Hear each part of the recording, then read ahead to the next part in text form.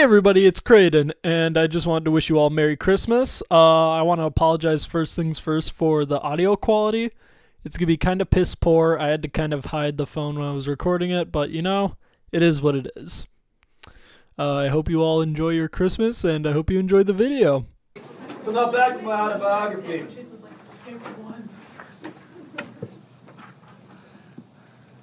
Every Who down in Whoville liked Christmas a lot. But the Grinch, who lived just north of Whoville, did not. The Grinch hated Christmas the whole Christmas season. Now please don't ask why. No one quite knows the reason. It could be his head wasn't screwed on just right. It could be perhaps his shoes were too tight. But I think that the most likely reason of all may have been that his heart was 2 sizes too small. See that? But whatever the reason, his heart or his shoes, he stood on Christmas Eve, hating the Who's, staring down from his cave with a sour, grinchy frown at the warm lighted windows below in their town. For he knew every Who down in Whoville beneath was busy now, hanging a mistletoe wreath. And they're hanging their stockings, he snarled with a sneer. Tomorrow is Christmas, it's practically here.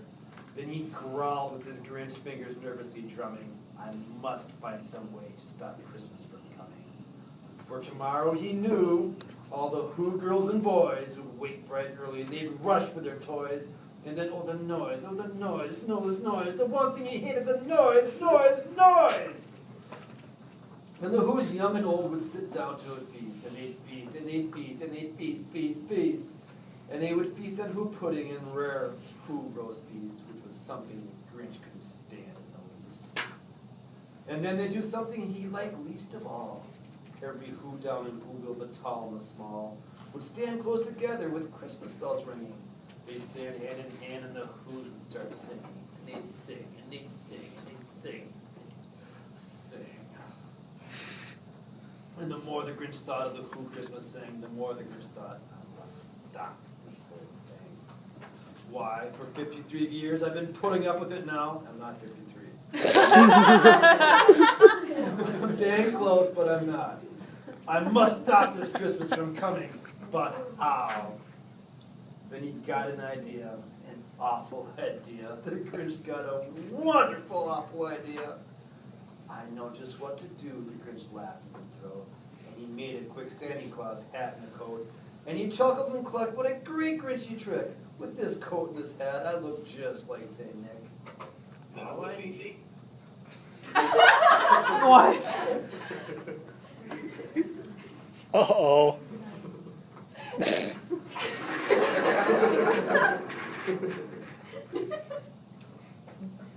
You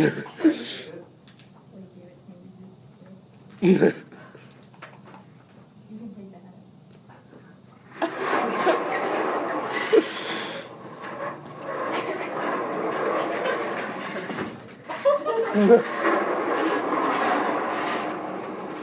All I need is a reindeer, the Grinch looked around. But since reindeer were scarce, there was none to be found. Did that stop the old Grinch? No, the Grinch simply said, if I can't find a reindeer, I'll make one instead. So he called his dog Max, then he took some red thread and he tied a big horn on the top of his head. Then loaded some bags and some empty old sacks on a ramshackle sleigh and he hitched up old Max. Then the Grinch said, get up! And the sleigh started down toward the homes where the Who's lay a snooze in their town.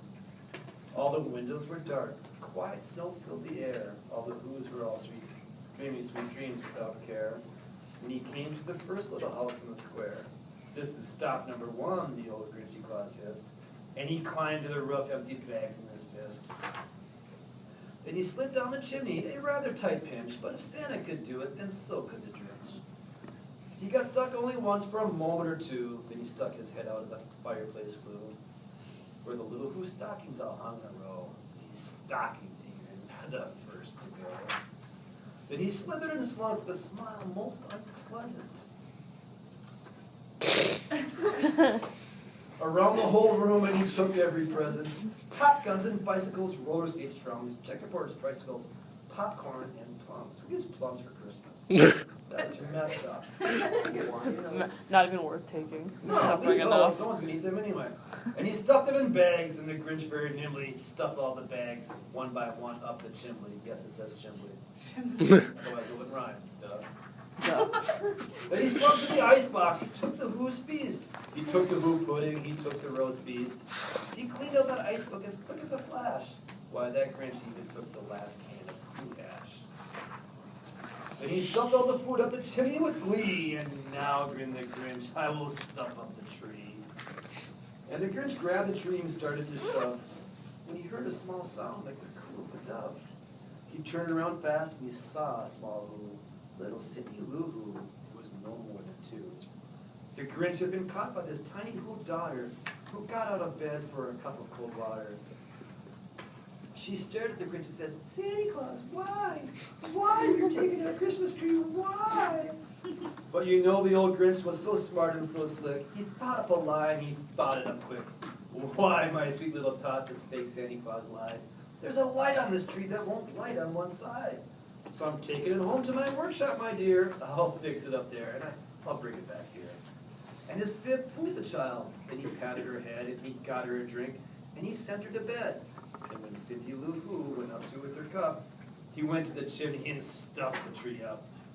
Then the last thing he took was the log for their fire. Then he went up the chimney himself, the old liar. On their walls he left nothing but hooks and some wire. And the one speck of food that he left in the house was a crumb that was even too small for a mouse. Then he did the same thing to the other Who houses, leaving crumbs much too small for the other Who's mouses. It was 15:15 dawn, all the Who's still in bed, all the Who's still a snooze, when he packed up his sled, packed it up with their presents, the ribbons, the wrappings, the tags, the tinsel, the trimmings, the trappings. 3,000 feet up the side of Mount Crumpet, he rode with his load to the tip-top to dump it. Hoo-hoo to the Who's, he was grinchily humming. They're finding out now that no Christmas is coming. They're just waking up. I know just what they'll do. Their mouths will hang open a minute or two, and then the Who's down in Whoville got hoo-hoo. That's a noise, the Grinch, that I simply must hear. So he paused, and the Grinch put his hand to his ear, and he did hear a sound rising over the snow. It started out loud, then it started to grow. Boo-hoo, Christmas is gone, boo-hoo. And the Grinch lived happily ever after.